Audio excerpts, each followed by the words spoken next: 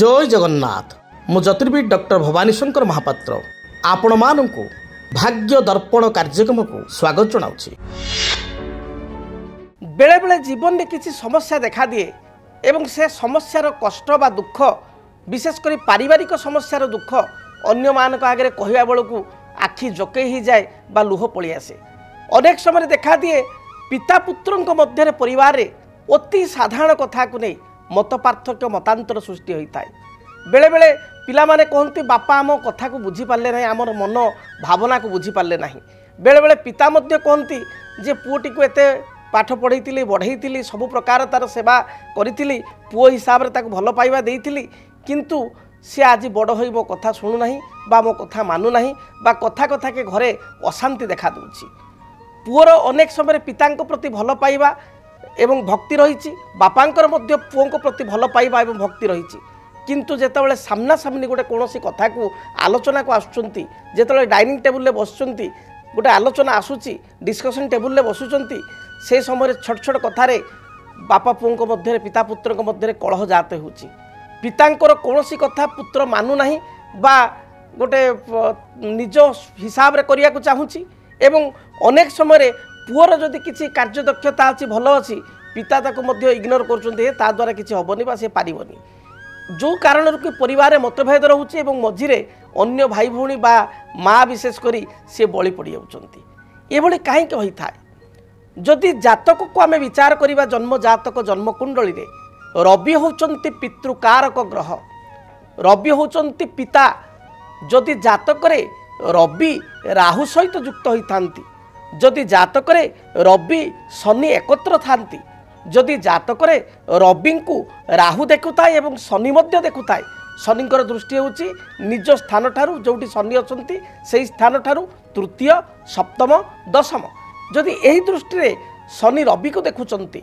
बा राहु जदि रवि के देखुचंती ताले एपरि स्थिति रे कौन हुए पिता पुत्र मध्य अति साधारण कथा को केंद्र करी मत पार्थक्य मतांतर देखा दे थाए।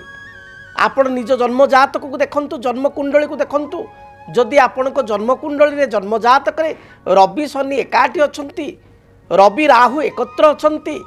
जदि आपण को जन्म जातक रे रवि को शनि देखुची ताले अनेक समय रे आपणकर योग्यता दक्षता थाई सुद्धा आपण को पिता बुझी पारंती नाही। पिता पुत्र मध्य अति साधारण कथा को नहीं कलह बा अशांति तर्क वितर्क देखा दे थाए। से भाव में जदि जातक राहु महादशा चली थाए, राहु महादशा रे रवि अंतर्दशा, राहु महादशा रे बृहस्पति अंतर्दशा समय मध्य अनेक समय देखा देइछि पितांकर कौन कष्ट होइछि, स्वास्थ्यगत समस्या अन्यान्य किसी समस्या पितृकष्ट किंबा पिता पुत्र मध्य झगड़ा अशांति एगुड़िक देखा देइछि। से भली जातक अन्यान्य किसी जोग अच्छी जहाँकि आपण को चुंबक रे कहबी। आपण निज जन्म जातक को देखंतु, जदि आपणकर पिता पुत्र मध्य बा बापा पुओं मध्य छोट छोट कथा को नहीं कलह होची, बेले बेले बापा आपण कथा बुझी पारु नाहंती बा बापा कथा आपण को पसंद पड़ुनी बा संतान को सहित आपणकर माने भल संपर्क रहुनाई, ताले आपण देखंतु आपणक जातक चंद्रमा मेषरे थिब, अर्थात आपणकर मेष राशि होइथिबो। प्राय समय देखा देइछि मेष राशि व्यक्तिंकर पितांक सहित मत पार्थक्य उपजी थाए, मेष राशि होइथिबो। आपणक जातक शुक्र कर्कट रे किंबा मकर राशि रे थिबे, आपण निज जन्म जातक को देखंतु आपणक जातक शुक्र कर्कट राशि रे अथवा मकर राशि रे थिबे। से भले आपणक जन्म जातक देखंतु शनि आपणकर सिंह राशि रे अथवा कुंभ राशि रे थिबे। आपणक जन्म कुंडली देखंतु रवि आपणकर धनु राशि रे थिबे। एभली जदि स्थिति अच्छी जातक राहु तृतीय रे केतु नवम रे,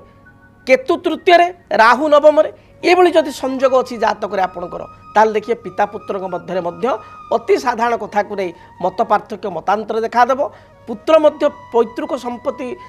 त्याग करि थाए अनेक समय बा पैतृक संपत्ति को नहीं एभली क्षेत्र में भाई मान सहित समस्या उपजी थाए। जदि आपण को घरे बा परिवार पिता पुत्र मध्य छोट छोट कथा को नहीं समस्या रहुची ताल आपण लाल किताब हिसाब रे एक सुंदर प्रतिकार करंतु। प्रतिकार स्वरूप प्रत्येक रविवार दिन आपण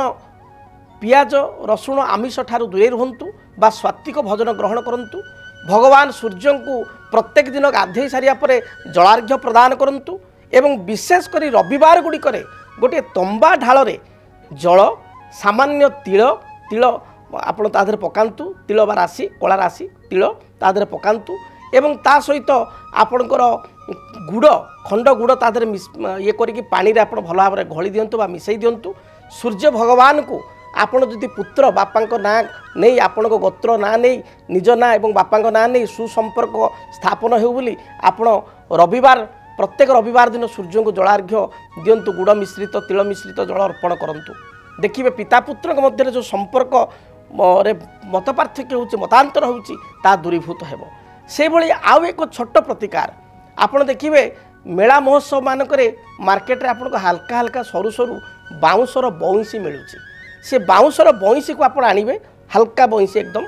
जो रूम रे बापा सोचंती बापा जो खटर सोचंती से ठीक खट ऊपर को छात ऊपर खटर फ्रंट रे सीधा छात रे से बइंसी दुईटी को क्रॉस करिकरी छक्की भलिया करिकरी क्रॉस करिकरी भल टेप साहाय्य रे कंटा साहाय्य बाड़े देवे छात रे क्रॉस करिकरी लगेबे से भली भाव रे पुओ जो रूम रे रहउचंती से बा झील सहित मत पार्थक्य होची झील जो रूम रे रहउचंती बा पुओ जो रूम रे रहउचंती ठीक खट ऊपर को आपणकर ठीक खटर मध्य भाग रे छात ऊपर को खट ऊपर को एवं छातर मध्य भाग रे खटर ठीक मझामझी पड़ुथबो जेमती माने शोइला बेल को से बइंसी ऊपर को आपणकर नजर आसुथबो सेही भली छक्की करी दुईटी बइंसी सेलो टेप रे बा आपणकर कंटा साहाय्य रे भल भाव रे छात रे लगेई दियंतु देखिए रविवार दिन कार्य करंतु देखिए पिता पुत्र मध्य बा पिता कन्या मध्य जदि भी किसी मत पार्थक्य मतांतर रहुची ता दूरीभूत हेबो रविवार दिन कार्य करेंगे देखिए यह एक अचूक उपाय ए उपाय करने द्वारा जदि बारंबार पिता पुत्र मध्य झगड़ा बा कलह होउची तार निश्चय दूरीभूत हेबो जदि आपणक जीवन में व्यक्तिगत पारिवारिक समस्या कर्मक्षेत्र नियुक्ति वैवाहिक समस्या वास्तुदोष एवं माली मकदमा आदि समस्या थाए ताहेले समस्यार समाधान और परामर्श पाई आमको जोगाजोग करंतु। ज्योतिर्विद doctor Bhabani Shankar Mahapatra Budheswari colony plot number 26 Bhubaneswar phone number 9776833302 9439444924 आमर वेबसाइट www.srijagannathastro.com। तेबे आज तो समय इशारा देलानी कार्यक्रम को एठी रखिया पई पड़िबो आज पई विदाय दंतु रहुची जय जगन्नाथ ओम शांति शांति शांति। डीटीवी ओडिया देखिवा पई सब्सक्राइब करंतु एवं बेल आइकन को मध्य दबाई दियंतु।